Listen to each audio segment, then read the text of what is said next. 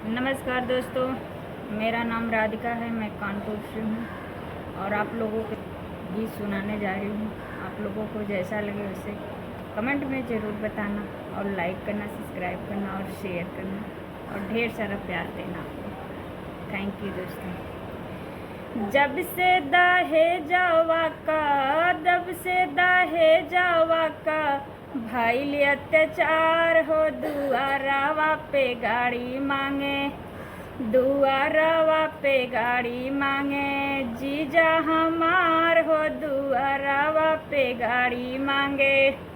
जब हमरे जीजा हो, जब हमरे जीजा हो, होइते हवलदार हो, दुआरवा पे गाड़ी देते। पापा हमार हो, दुआरवा पे गाड़ी देते। जब से दहेजवा के, जब से दहेजवा का भइल अत्याचार हो, दुआरवा पे गाड़ी मांगे। भसरू हमार हो, दुआरवा पे गाड़ी मांगे। जब हमरे भसुरु हो, जब हमरे भसुरु हो, रहते हवलदार हो, दुआरवा पे गाड़ी देते।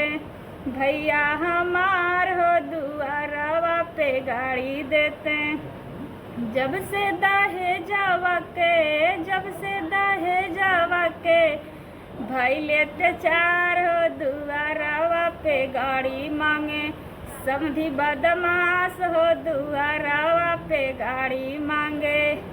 जाओ तू ही समाधि हो, जाओ तू ही समाधि हो, रहता थानेदार हो, दुआरवा पे स्कॉर्पियो दी हैं।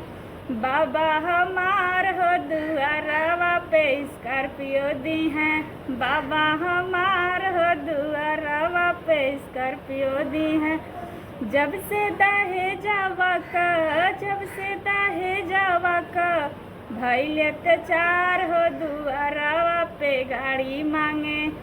जीजा हमार हो, दुआरवा पे गाड़ी मांगे।